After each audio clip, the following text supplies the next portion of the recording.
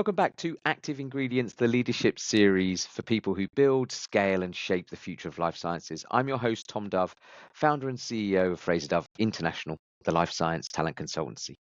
Today's guest is Dr. Nageatte Ibrahim, a board-certified medical oncologist turned biotech leader.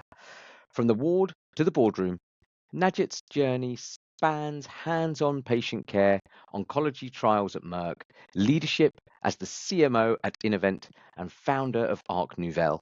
She brings sharp scientific insight, bold leadership, and an unwavering focus on patients at every step. Today's episode is about breaking silos between clinical vision and commercial value. It's about making the leap from big pharma to biotech, and now entrepreneurship. And it's about leading with purpose in an industry that never slows down. We'll talk about regulatory realities, building global teams, and how to lead when everything is uncertain except the mission. Nageatte, welcome to Active Ingredients. Yes. Hi. Thank you, Tom. Thanks for having me. No problem. Looking forward to this one. So, I always start these episodes in the same way. Okay, I asked the question, what do you think are the 3 key ingredients for successful leadership and why? Okay. Yeah, no, great question. A lot of people ask that question and it's a hot topic.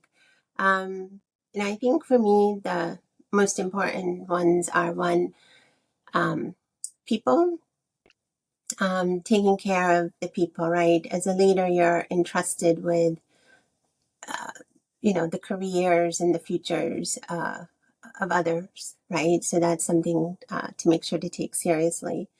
The second for me is making sure you have a focus, right? You have a goal that, is realistic and attainable. And, you're very clear on what that is. And then the third is bringing the people that you lead along with you.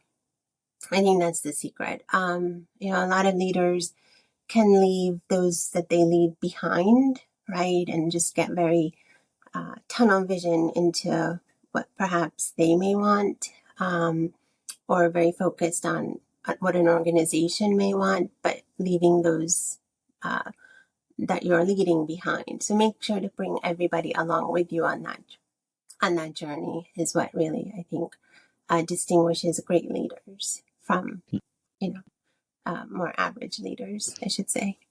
Yeah, I love that. That third one actually is the first time that anybody has brought that to life in that way. So I really like it. We've done lots of different leadership values, and there's lots of different ways of talking about, creating followership. But yours is more like creating that followership, but then bringing those people with you on the journey and not leaving them behind. Yep. Yeah. Love it.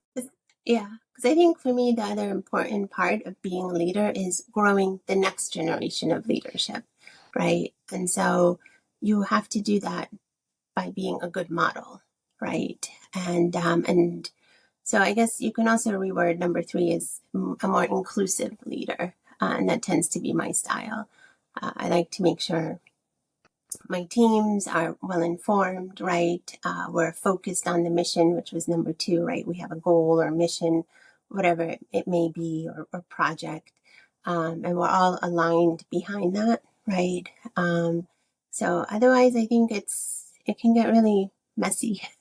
And if people are in different directions or not clear what they're doing or where we're going, or not even clear who's the leader, right?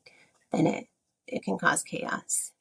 Yes, absolutely. So yeah, the really interesting part about what we're seeing from a talent perspective in the industry as well is that there are going to be succession gaps. So those companies that actually take their leadership development seriously and growing those next, leaders from the succession pool are going to be those that win, I think. So it's really interesting. That's one of your values. Thank you. So let's talk though, before you got into the, working world, let's go back to kind of when you're at school, when you're at college, when you're at uni, were there any signposts for the career that was ahead of you? What were you like? Did you always want to get into the life sciences world? Yeah. Yeah. So for me, it interesting journey. I knew, I know this will sound strange, but the last day of first grade, I knew I wanted to be a doctor. Don't ask me how. It was just that sense, right? And you're so young at that point, but so it was always something I was striving for, and I really liked the sciences and math classes, when I was younger in school. And then when I got to university, I decided, let me keep an open mind in case I don't end up like medicine or the sciences. And actually found I was really good in literature and writing, especially creative writing. And I remember one of my English professors was trying to get me to switch majors to English. I said no. I'm okay. I'm really liking sciences. And for me there, what really, nailed my trajectory was in my major of molecular biology and biochemistry, we had to do research in a laboratory. And that's when I met and joined in my third year going on to fourth year in university, Dr. Rubin's lab. And I think that was a, formidable experience that, really outlined the trajectory of my career. And there I was doing research, studying protein shifts in actual patient tumor samples. So imagine being able to, handle those delicate samples and be responsible for those, just as an undergraduate student. And that's when I knew I wanted to study oncology. And that's, medicine was definitely the right path for me. So Fantastic. What an opportunity. yes, it was fantastic. And that's where mentorship and leadership came in, right? He took a vested interest in me, in my capabilities, in my future career. I ended up graduating with honors because, I did an honors research thesis on what we were studying. And it was great. And I think, had that not happened, I think I would have had a very different trajectory. Maybe, medicine's hard as it is. I can't imagine it being even harder than what I had gone through, right? Yeah. Or it could have been, literature and creative writing. Yeah. But you know what? That came back around because there's actually a lot of writing in science, and I enjoy it a lot. And being in pharma, you're authoring documents all the time, so it's actually served me well in another way. I would like to write a book someday. I just have to carve out the time to do that. Yeah. Okay. We'll be So, keeping an yeah. eye out for that one. So, Yeah. so when you look back on, you Mhm. mentioned there mentorship and leadership even whilst you were at university. Was Yeah. that quite a big moment for you then to see how others led and, for you to learn? Because not everybody gets a mentor that young really, or that part of their life. Yeah. No, I think I was very, very lucky. Um, and I think I made a wise choice because my options were either, major in biology, which there were hundreds of people in that major, or pick something more focused, of which there was only 50 people in my major. And actually, of those 50 people, three of us ended up going into pharma. Two of us ended up at Merck and one at BMS Oh wow. of my graduating class. So I think it was a very special class. And yeah, it was, I went to a very large university. So getting a personalized attention, you had to, you had to earn it. You had to fight for it, right? You had to seek it out. And I remember struggling through that. And, but once you find the right person, the right mentor who believes in you, for me, it made all the difference, especially at that young, impressionable age. And seeing also how he treated the other folks in the lab, right? The PhD students, the postdoctorates, and others that were also coming through to learn. So that, really reinforced that you need to look after your people. Yeah, lovely. Love it. Um, and how did your transition from like academia into your first kind of job as it be. What happened there? Can you just explain a little bit about, your early parts of your career? Sure. Yeah. So, I completed my training, and my first academic position was as a melanoma oncologist at the Dana-Farber in Boston. And that was very rewarding. I learned a lot there.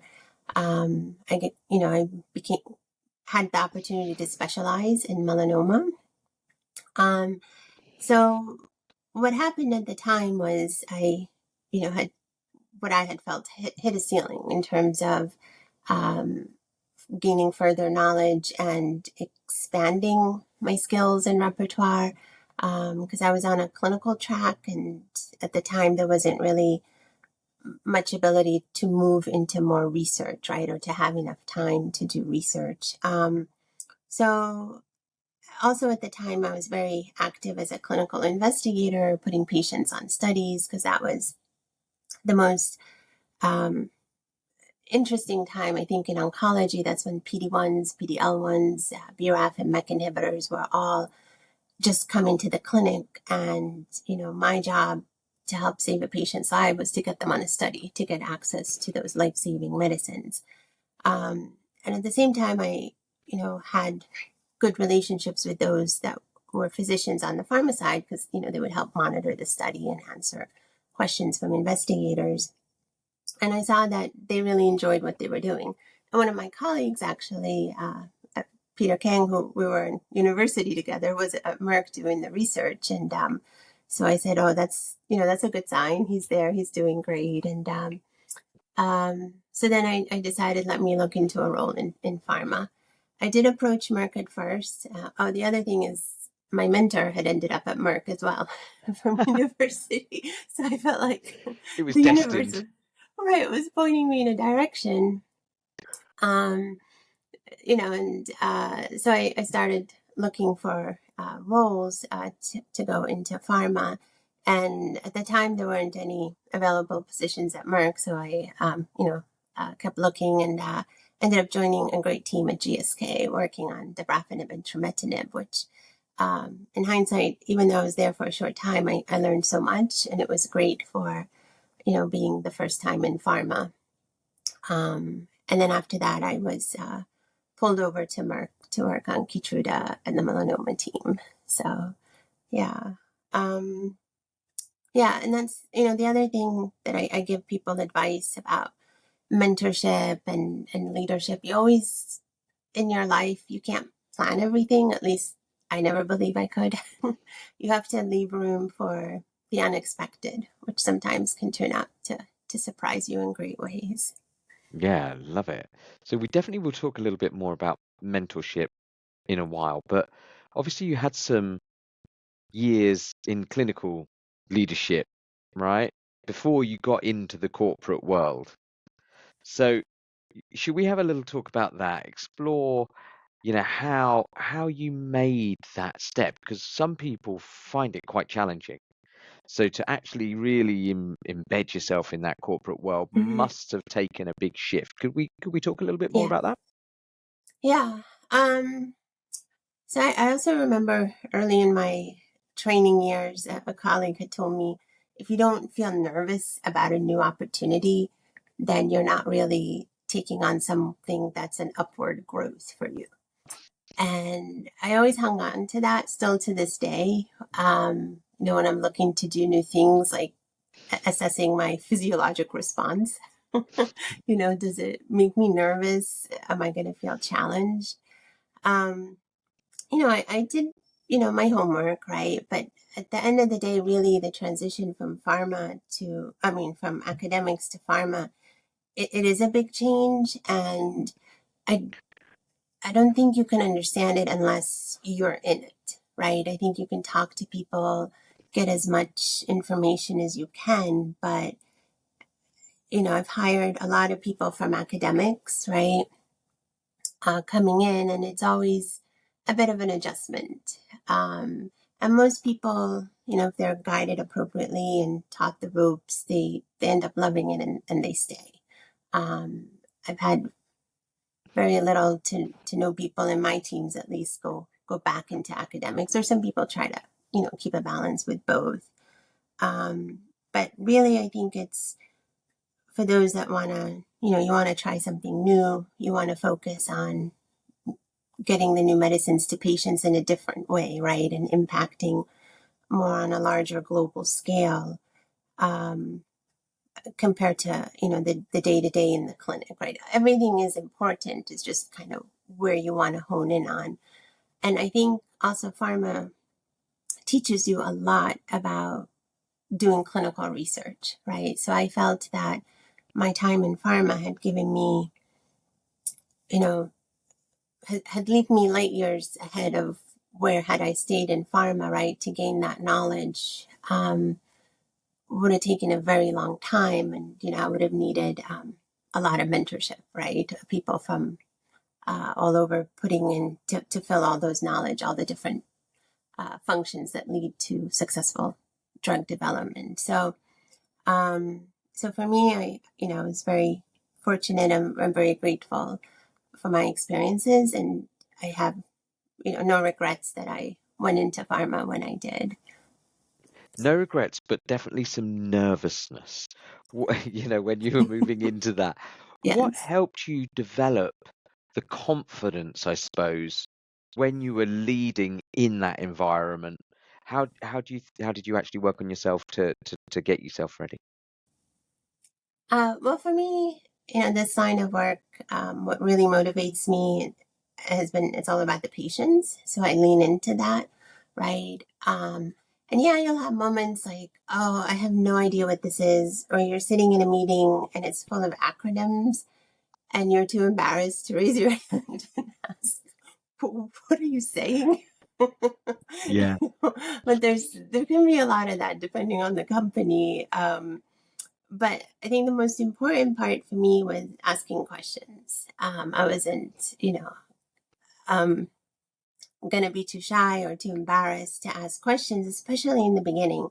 And that's what I teach my folks as well. This is your time, in the first few years. Ask all your questions, right? And I'm someone that likes to understand the rationale behind what we're doing and why, right? Because that helps me at the other end in the long term. So I think, leaning into focusing on the mission, right? I'm here to make patients' lives better, and I'm going to, understand why, and that should quell my nervousness, right? Because the more I learned, the more confident I felt. Yeah, nice. And it's really good that you've been able to continue to share your own version of mentorship as well with Mhm. people that you've worked with. One of the Yes. things I'm really interested to discuss more, and you and I have spoken about this before, Nageatte, is how to build and in sometimes rebuild over time high performing teams in your part of the corporate world. Yeah. So it's always a challenge. You know, the, the the crux of the work in pharma versus academics is it's team, right? It's about the team, because why? The teams in pharma bring together a lot of different people from different knowledge areas, right? You almost can say it takes a village or many villages, right, to bring one drug to patients. So, you need the experts, not only in clinical, it's not just about clinical. The doctor is not the sole decision maker, right, anymore as in clinic. But you need experts in operations, how they're running the study. You need your regulatory experts, how is this going to work in this country or that region, commercial, drug supply, right? How are we going to get the drugs to the patients and to the sites, and quality, compliance, on and on and on, right? There's about 10 functions that you're going to need to really get your, you know, drug there. We're not even, I didn't even mention the early discovery folks that, take part in that as well, and leading up to the clinical trial. So how do you get all those people to work together in the most productive and collegial manner, right? And so really, I think comes down from the leader of that team. And usually for those clinical trial teams, it's the leader is the clinical monitor, right? Whether it's an oncologist or whatever specialty that drug is. And it's about setting the tone and the model, right? So for me, again, it's about being inclusive. I want to make sure I go around the room and I hear everybody's thoughts and opinions, especially when we have collectively a difficult situation to solve, right? The solutions shouldn't always come from one person, because then you can be really short-sighted and miss things. And I think most importantly is also acknowledging no one knows everything, right? But together there's more power in a team. And for me, that's what I really enjoyed as well, right? I learned so much from everybody that I've crossed paths with. So I think just, a leader needs to be open, set aside any ego, right? Because again, this is about the patients. And if we make a mistake, it could actually jeopardize getting what could be a potentially good, successful drug to patients. So for me, I hold that very dear, and I let that be my guiding light, and, really, stay down to earth with myself and my teams. Now, what happens when, I've walked into situations where a team may not be functioning very well?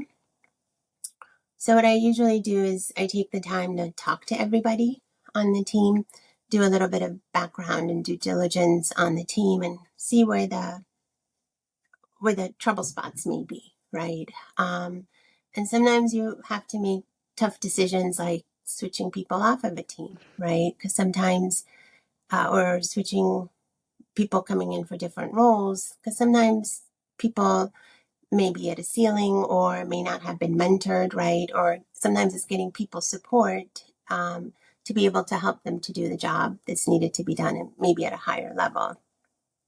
And then again, implementing the inclusiveness, everybody's voice being heard, right? So once you fix the personnel, right, if there's any adjustments needed to be made, switching people or getting in more experienced people to teach the others, then it's about modeling good behavior. And usually I find that, the team are very responsive to that. The inclusion, everybody feels they're heard, they have a voice, and they're not afraid to speak up.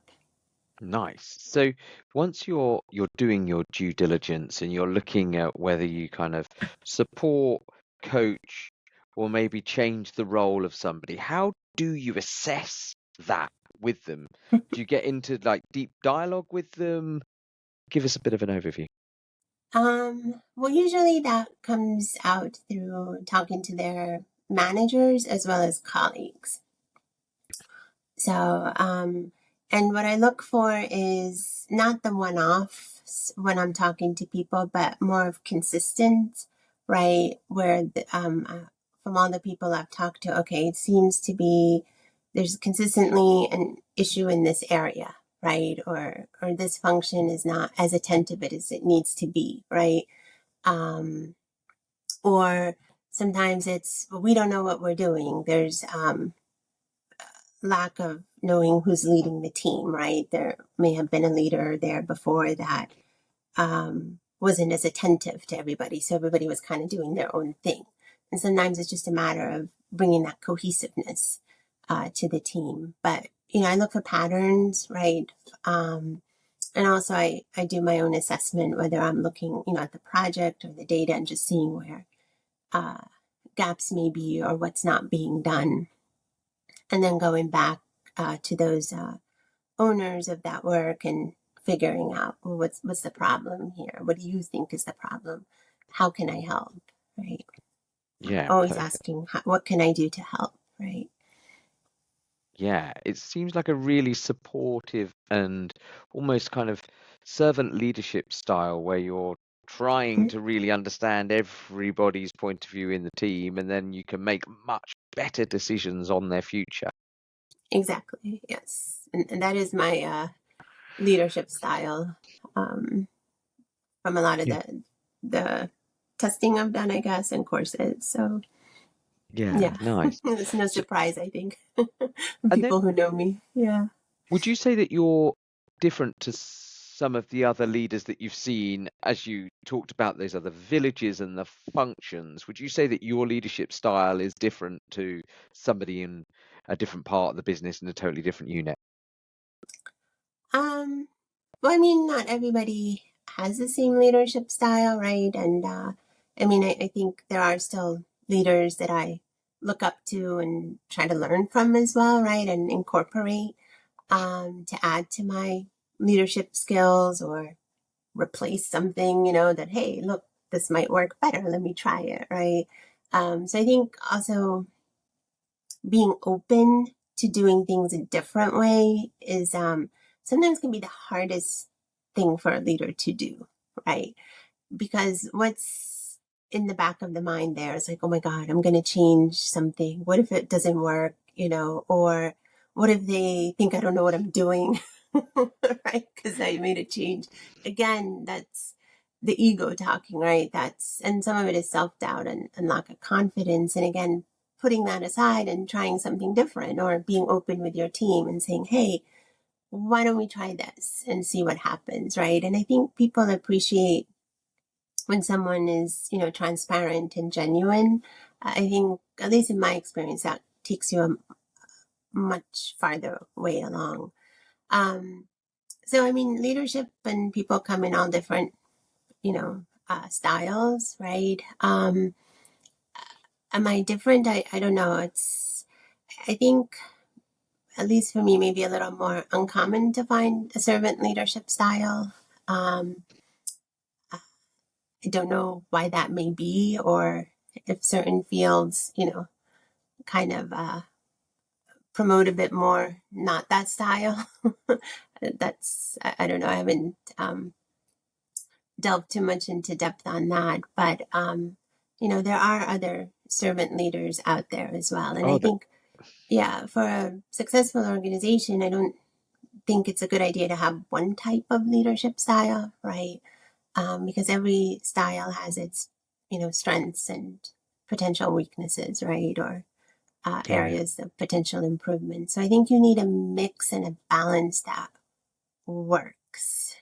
agreed. And the servant leadership piece for me is there's definitely lots of really good leaders out there in the same vein. Um, but sometimes it's quicker and easier to solve the problem yourself, take control, Mhm. don't give too much, don't ask, don't coach, don't develop, because you've got deadlines and you've got pressure and all of these different things. So sometimes, as much as people want to be a servant leader, they don't have the awareness, self-awareness, openness, and sometimes vulnerability to do it.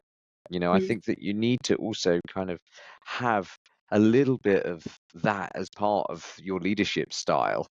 Um, but yeah, Yeah. it's I think personally, servant leadership is also modeling good behaviors. So sometimes when you're in that village of different leaders, it's good to be that person that works in that way rather than just the red.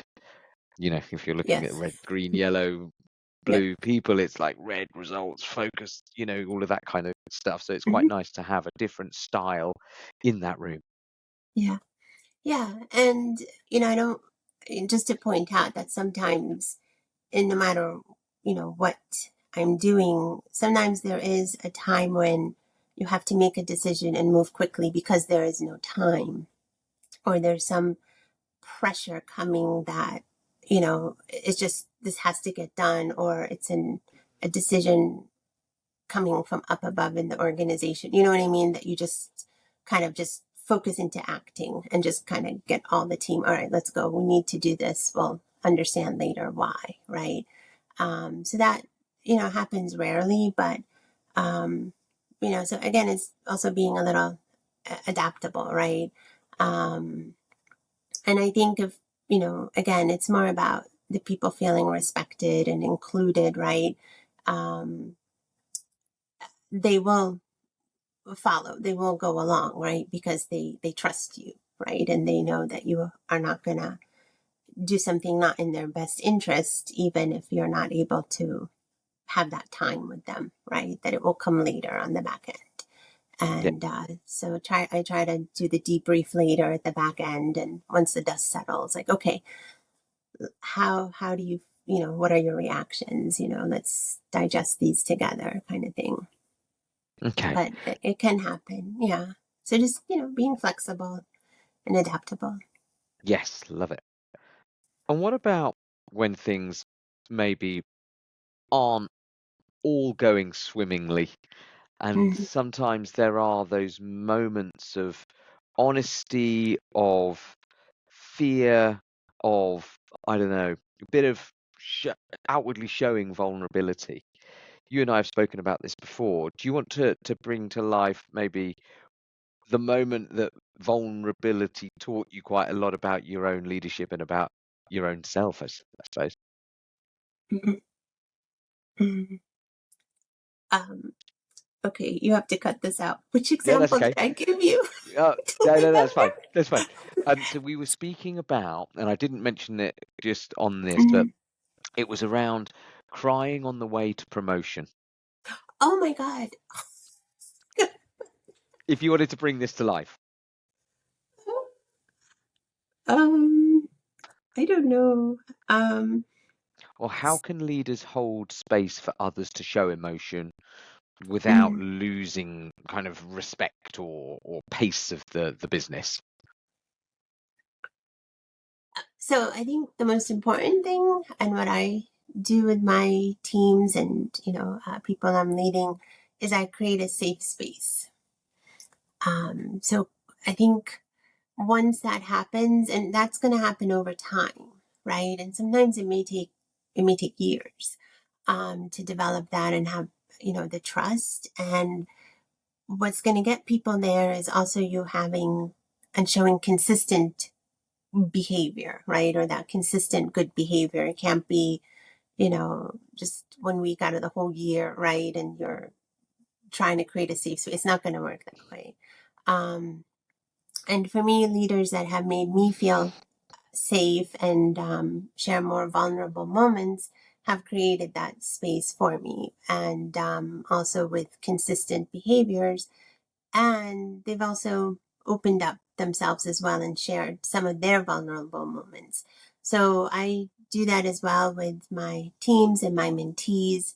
Um, more tends to be more one-on-one or in a very small group, not in a 30 people kind of meeting unless there's something that warrants something there. I'm trying to motivate a team or bring forth something personal to share, or something happened, right?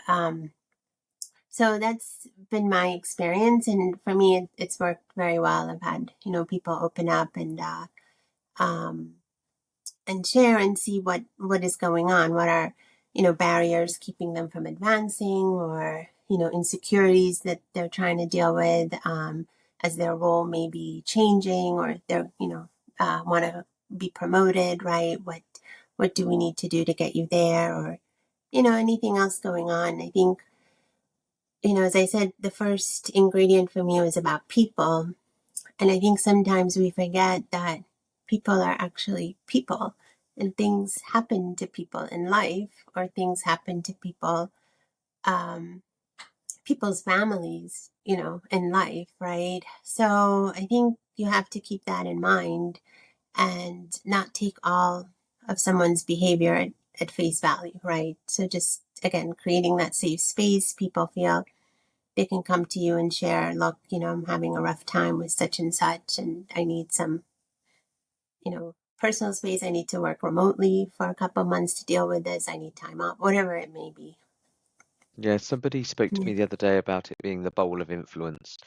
And the more Mm, curious you are as a leader, the better the questions that you ask to understand somebody's, whole self rather than just right. how they are performing at one task at work. It's more what's going on outside of work. Is everything okay? To then try and Mm, really get the balance. And it strikes me that that's something that, as a curious leader yourself that wants to ask the question and do your own due diligence, it seems as though that's something that's part mm. of your toolkit. Yeah. Because again, and it's not about being nosy or digging into somebody's life. It's how is that impacting what I'm seeing here, right? Or I'm seeing something different, or I'm getting a sense something is off. And I again ask, what can I do to help, right? What do you need? Because I think you're very talented. I don't want to lose you also, right? It's also about retention. So a lot of focus sometimes, and you brought it up, right, is on recruiting the talent, right? I think the harder part is retaining the talent, right? And that's where I see not enough investment is made. And it could be better across the board. I think just across the board, because that's, if you start to lose people that you've groomed, that you've invested in, time, money, knowledge, right? You have aspirations for them to take your job one day, or, even higher, right? So it's a shame that, if there's something that was missed, or they didn't receive what they really needed to fully blossom, right, in that organization or team, then that's a shame, I think, right? Because most people usually want to stay, right? If they love what they're doing and they feel they're heard and having opportunities to grow, right? Most people start to look for another job when they feel they've hit that ceiling or that wall and they can't move, or they're bringing things up to attention of their managers or leaders and constantly being dismissed, so they don't feel that they have a voice or that they're valued, right? Yeah. Yeah. And then you and I have spoken before as well about your internal networks were extremely strong, working in the corporate world. You've Mm. now obviously taken the leap into entrepreneurship, and you had to actually go back and look at your network. Because at the time you said maybe my network at the time was great internally, but when I was trying to launch something that you've done now, your network was not working.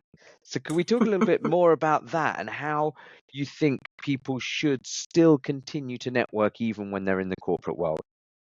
100%. I think in any world, I would recommend networking, and you know, start start local, right? So what I tell my folks is, kind of grow out as a circle, right? Just a big bubble, blow up your network, but start at the core, right? The people you work with, your teammates, make sure you know everybody in your function. And then after that, or in your disease area, after that, you go into the other functions and then you spread, and then start to work up levels, right? So I think at least going up 2 levels is usually what I recommend, but you have to get there stepwise, right?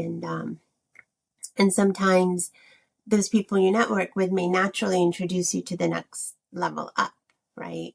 And if they don't and you've established a good relationship, you can always ask, right? Is there anyone else you'd recommend I meet with? I just want to keep growing my network. And then outside of that as well, right? Not just, I think, where you work, because sometimes we can get tunnel vision there, right? But it's also important to network with other, companies, other universities, other hospitals, etc. People to expand your network. When I first came to pharma, that was a real eye opener, because my network went from a very local, national network to just this entire global network, and it was a real eye opener, and I enjoyed that a lot, because you got so many different perspectives, you met so many different people, and I learned so much. But it's, as you said, a bit different now, going to start your own business, right, in the same industry. But I think what also needs to happen, and I tell people, keep reevaluating your network. Number one, keep your network alive. Sometimes we don't pay attention to it, or once we feel we've established a relationship, you may not be going back to that person, right? And you don't want to do that. You want to keep it alive somehow, even if it's just messages, right? Emails. And then kind of sitting down and seeing, well, this is what I want to do. um, who are the people that I need, right, to help me to open doors or give me advice, right?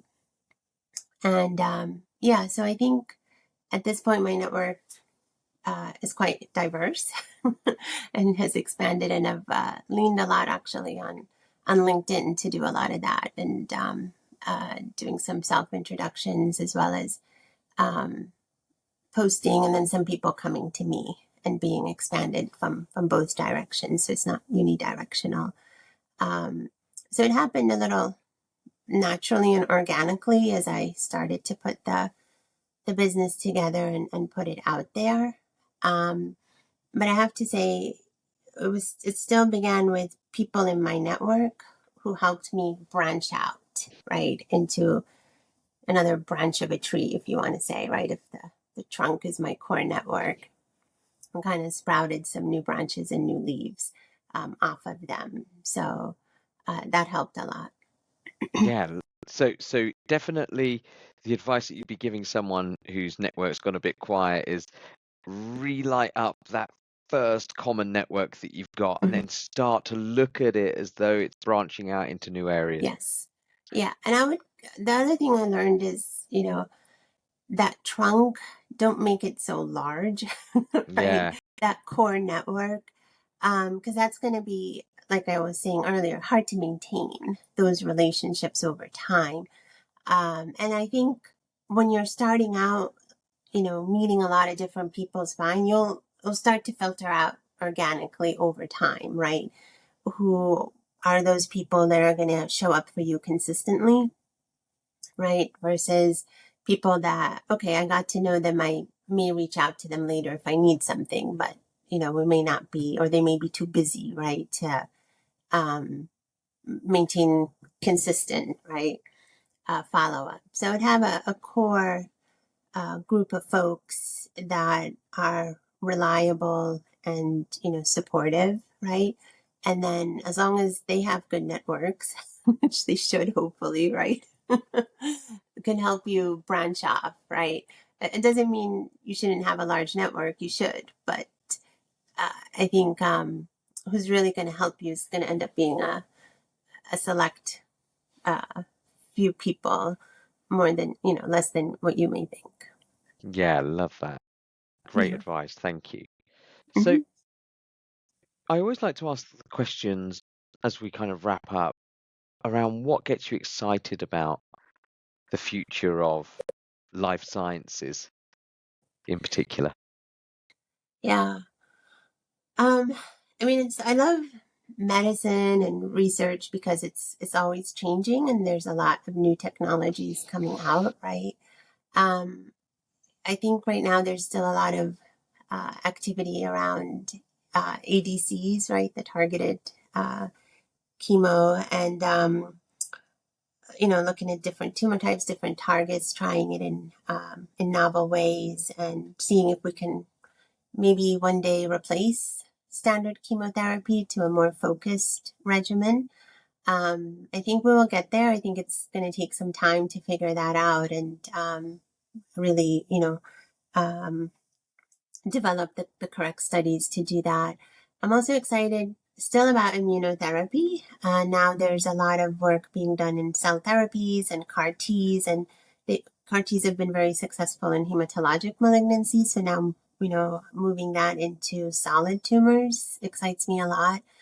They've also had, success in diseases outside of oncology, like lupus and other diseases. So I think, the key is going to be just really fine tuning how we train the immune system, right, to evade cancer and to kill off cancer. And I think, down the line, having the other toolbox of the more targeted chemo or therapies, right, to add to that, is where I see the future going. But I think we've learned a lot about the immune system. Not everything, right? But technologies are getting better. So that's what I'm really excited about. I know everyone is excited about AI.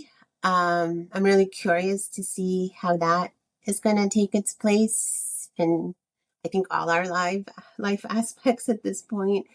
Um, and how much we'll end up relying on it. So that's, I think, going to be interesting to watch. Yeah, I was going to ask what your thoughts were on the future of leadership. And I suppose that with the Hmm. AI aspect coming into play, what about the human aspect of leadership? I think a lot of the core values that you've spoken about, even with the introduction of AI in a new way, I think that, taking care of your people, focus on a goal and vision, and bringing people with you along that kind of journey, I think that they would be absolutely fantastic things Hmm. to continue to do for the future of leadership. Yeah, no, I hope so. I mean, since the pandemic, a lot has shifted also in how we lead. A lot of work is being done virtual, like this, right? Yep. So that's a whole skill. How do you lead a team virtually, right? Uh, I did that. I did some really high impact projects just in a virtual world. And the lesson there is also you still need to talk to people one on one, especially because on a screen, everybody can sit there and smile, right? And you may not, they may not have their camera on all the time. So you lose that body language, right? Or facial expression. So, I think technologies cannot replace the human factor, right? And at the end of the day, we're still all human. Um, but I think maybe, AI can integrate a little bit to help with, assessments or tools that managers can use or for feedback mechanisms, right? For leaders to assess how they're doing. Um, but I don't see it replacing us. No, and as somebody, you spoke about your ability to do 360 leadership or 360 feedback as part of Mhm. your leadership, style. Definitely, if there's anything that can help us AI wise to do that, but then it's still the human interpretation of the information that they're getting. Exactly. Yeah. But I Yeah. think I think you hit the nail on the head though. It would be great if you could continue with your values with a little bit of fine tuning from an AI toolkit. It would be absolutely Hmm. fantastic. The match Yeah. of both worlds. Yeah. But it can't replace people. Yeah. I mean, I heard of some companies that do screening interviews using AI where you're not even speaking. I haven't heard about it in the pharma, but in some other domains. And to me, that sounded really scary. I don't know if I'd pass. Like it reads your visual cues and asks you questions and, respond, assesses how you respond to them. But yeah, I don't know. I don't think I'm supportive of that at the moment. 'Cause, No, it's yeah, definitely not for me. No, and the amount of me people that either. we speak to as well. I don't know if it's an age thing for me, but like maybe fresh graduates coming into the workforce for the first Mhm. time will be happy to be interviewed by a bot. But for anybody that's had years and years of worth of experience, I just think it's not showing people enough um, credibility or kindness to even give them the human engagement. It's just like, nope, speak to the bot and then you might be Exactly. worth my time at some point. Yeah, I don't like it. Exactly. Yeah. And okay.